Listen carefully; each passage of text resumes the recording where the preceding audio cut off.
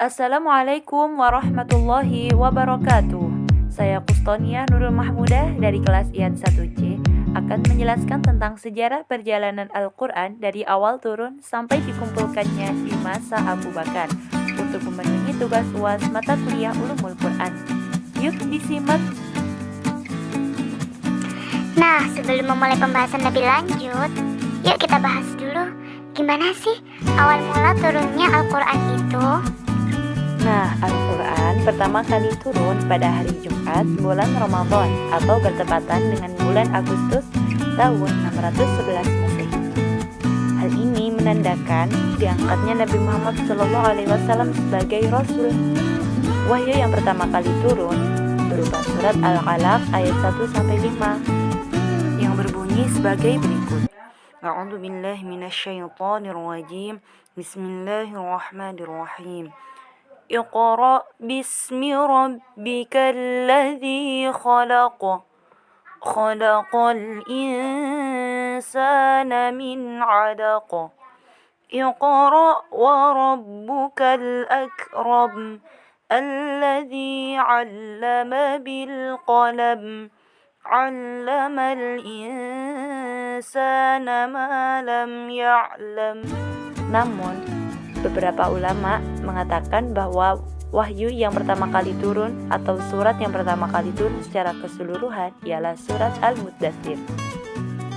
Mungkin di antara kita sering bertanya-tanya, seperti apa sih bentuk Al-Quran itu ketika pertama kali turun sebagai wahyu? Nah, ternyata menurut pendapat para ulama, Al-Quran itu diturunkan secara sekaligus terlebih dahulu ke Baitul Izzah agar para malaikat menghormati kebesaran Al-Quran. Kemudian dari Baitul Izzah diturunkan kepada Rasulullah SAW melalui malaikat Jibril. Al-Quran sendiri disampaikan malaikat Jibril melalui ucapan, kemudian ditirukan oleh Rasulullah SAW. Maka dari itu, proses turunnya Al-Quran ini berbeda dengan kitab-kitab samawi lainnya yang diturunkan secara sekaligus. Al-Quran diturunkan secara bertahap selama 22 tahun, 2 bulan, 22 hari. Pembahasan selanjutnya adalah mengenai tentang bagaimana sih pemeliharaan Al-Quran di masa Nabi Muhammad SAW. Di masa Nabi Muhammad SAW, Al-Quran tetap terjaga dengan hafalan para sahabat. Pada saat itu, ada 7 sahabat Nabi yang terkenal sebagai penghafal Al-Quran karena bacaannya bersambung pada Rasulullah SAW, sebagaimana yang disebutkan dalam sebuah hadis yang diriwayatkan oleh Thabit.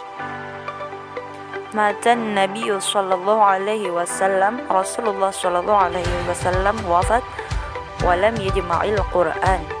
Sedang Quran belum dihafal, ghairu arba'ah, kecuali oleh 4 orang, Abu Darda'i, yaitu Abu Darda, wa Mu'adz bin Jabal, wa Zaid bin Thabit, Zaid bin Thabit, wa Abu Zaidin, dan Abu Zaid.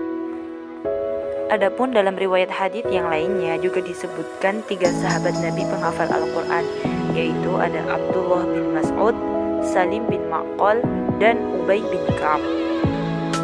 Pada saat itu, karena keterbatasan sahabat Nabi yang bisa membaca dan menulis, maka Al-Quran hanya dihafal.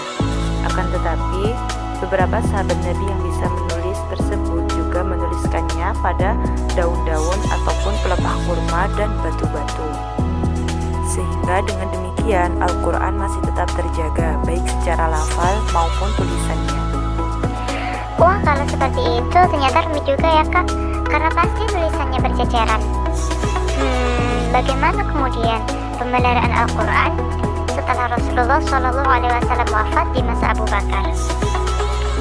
Sepeninggal Rasulullah SAW, terjadi kebingungan di antara para sahabat dan umat muslim waktu itu karena banyaknya orang yang murtad dan gugurnya penghafal Al-Quran akibat perang Yamamah.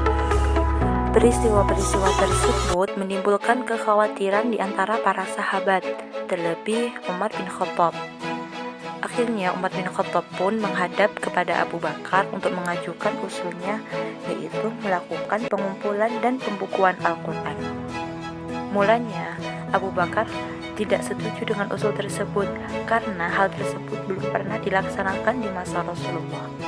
Akan tetapi, selang beberapa waktu, Abu Bakar pun menyetujui usulan Umar bin Khattab mengingat pentingnya hal tersebut untuk dilakukan di masa itu. Masya Allah, pasti tidak mudah melakukan pengumpulan dan pembukuan Al-Quran. Kan tulisannya tersebar di mana-mana. Ada yang di daun, ada yang di pelepah kurma, ada yang di batu, dan sebagainya. Aduh, jadi gak sabar nih. Nyimak kelanjutan dari kisah pengumpulan dan pembukuan Al-Quran. Gimana dan siapa saja yang terlibat di dalamnya. Untuk melaksanakan pengumpulan dan pembukuan Al-Quran tersebut, sahabat Abu Bakar memerintahkan kepada Zaid bin Thabit mengingat kedudukannya dalam qiraat, penulisan, pemahaman, kecerdasan, dan kehadirannya pada pembacaan wahyu yang terakhir. Abu Bakar menceritakan kepada Zaid perihal kekhawatiran Al-Quran akan musnah dan usulan dari Umar bin Khattab. Pada mulanya, sahabat Zaid bin Thabit menolak seperti halnya Abu Bakar. Namun, setelah bertukar pendapat, pada akhirnya sahabat Zaid menerima perintah tersebut. Dalam menjalankan tugasnya ini, Zaid bin Thabit bertindak sangat teliti dan hati-hati.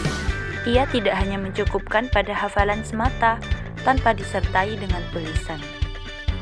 Zaid bin Thabit selain mengumpulkan hafalan, juga mengumpulkan tulisan-tulisan dari wahyu-wahyu Allah tersebut.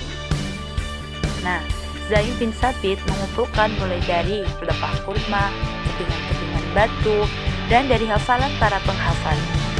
Hasil pengumpulan tulisan ayat-ayat Al-Quran oleh Zaid bin Thabit tersebut kemudian disimpan di tangan Abu Bakar hingga wafatnya. Setelah itu, tulisan-tulisan tersebut pindah ke tangan Umar sewaktu masih hidup dan selanjutnya berada di tangan Hafsah binti Umar. Dengan demikian, Al-Quran tetap terus mengalami perkembangan setelah masa pemerintahan Abu Bakar, sehingga Al-Quran mengalami pembukuan dan penyebaran hingga sampai ke kita pada saat ini.